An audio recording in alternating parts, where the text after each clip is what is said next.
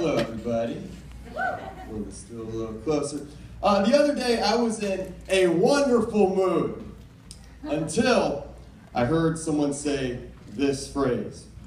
And then we got a selfie stick, and thank God. Look, I'm not even that religious of a person, but that was the first time in my entire life that I felt genuinely compelled to go, hey, don't use the Lord's name in vain. I don't think, look, whether you are a believer or not, I think we can all generally agree that God did not want for us to have selfie sticks. All right? I'm pretty sure God has never looked down upon thine creation and was troubled to see that there were people down there with their friends. And none of them had the adequate arm length necessary to capture all of them in a photo. Not only that, apparently these poor souls were so socially incapable that they couldn't even ask a nearby stranger to take the picture for them. You know, the way that we've been taking group photos since the invention of the portable fucking camera. All right? It's not that hard of a process, right? And that's the thing, if you've been asked to take a picture before, you do it, you know? I mean, there is a split second in your head where you go, ah, fuck, but you'll do it. Are people that afraid of, you know, giving their phone or their camera to someone and them running off? Look, there's a chance that that could happen, all right? But now you got a whole new problem on your hands, because now you got people like me, who when they see you using your selfie stick, they will run up, grab that shit, and run like they just captured the flag and they're home free. Guys, I got it! I got it! Actually, I think I'm already sweating after that part. Yeah, this has been a hot-ass month, hasn't it? Hot as hell. But here's the thing, August is one of my favorite months to live in Southern California, because I grew up in the Deep South, where it is holy fuck hot right now. Every single day, 100 degrees, 100% humidity. And people in LA, they really, if you've been here for too long, you really can't grasp how humid it actually is. And I know this because one of the most popular healthy activities to do in LA is Bikram yoga. Some of you might not know what Bikram yoga is. What that is you pay money to get into uncomfortable situations in an artificially heated and humidified enclosure. So when people ask me, hey Brandon, you should really try that shit out, I go, fuck you. All right? I grew up in the Deep South where it was just so humid. You just thought that swamp ass was just a daily part of the human experience. All right? That's Bikram life.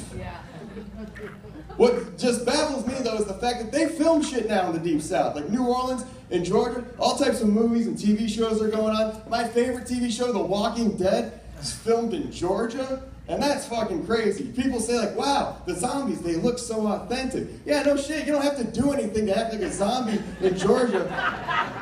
All you have to do is just get really drunk one night, and then the next day, when you wake up, just have someone kick you outside in the southern heat, and naturally you're gonna go, oh.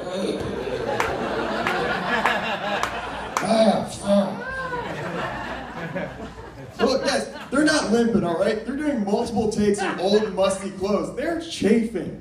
That is authentic. I do like living here in LA, but I have a whole new problem in that I'm really pale, and this isn't a good place to be if you're pale. I'm a weird combination, though, because I'm pale yet muscular, and that's a weird combination. That's like having a sports car that's primer colored. You get a very similar reaction out of people going like, wow, well that's impressive. What the fuck are you gonna do with this though? Holy hell. It's like, why don't you get a tan? Because I'm Irish and Scandinavian. No, that's not happening. Well, why don't you get a spray tan? Because I can't afford to keep that shit up. Have you ever just gotten a spray tan once? That is a weird experience. At best, you look good for like 3 days. And then by day 4, it just starts coming off and passes. You look like you have leprosy. All right, I am so pale. I am of the percentage of people that have actually bought SPF 100 sunscreen. If you ever bought that shit, it's terrible. It's like covering your body in cream cheese. It's just so so thick and greasy, and it's just you put your shirt on and everything just sticks to you. You start sweating, you think you're melting. God forbid you step foot in a pool or a body of water, and as soon as you do, big toxic puddle just forms around you. You get so just depressed and aggravated, you start having these thoughts like, son of a bitch!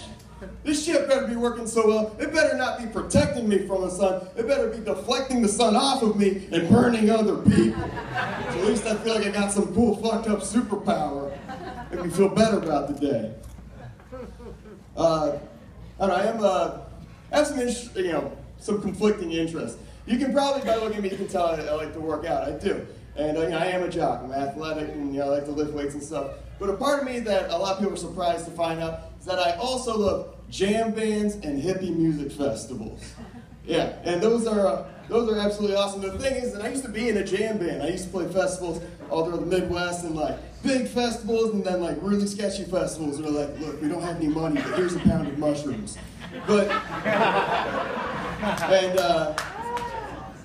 and the thing is, I wasn't accepted real well by the community in there. It's just because people were confused. Like I was told by many a hippie, you don't look like you belong in a jam band. Like what? Because I take care of myself and I bathe more than once a week? That second part's not true. But that's the thing.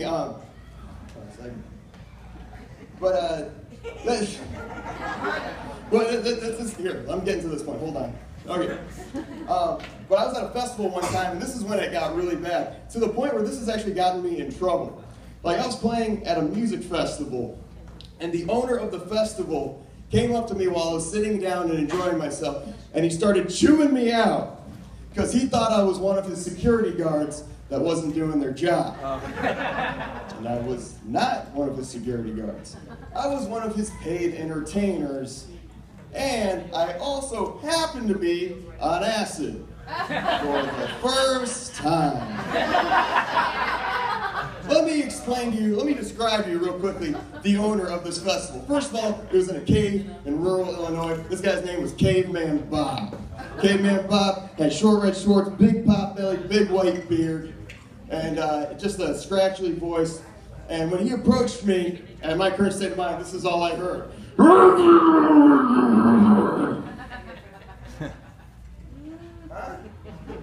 got all these goddamn kids just breaking into my room. I need help in there.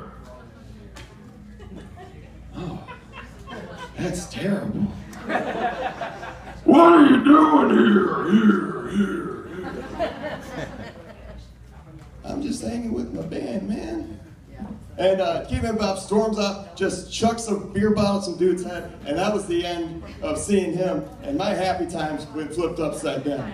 I would say real quick, I did enjoy myself pretty well. I got to experiment a little bit with drugs here and there. I think the uppers are fun, rolling a little bit. It's a good time. Drink water, don't do it often, and it's safe, okay guys?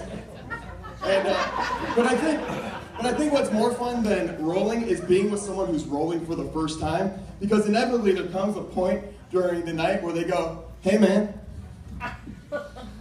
so like, when's this shit gonna kick in?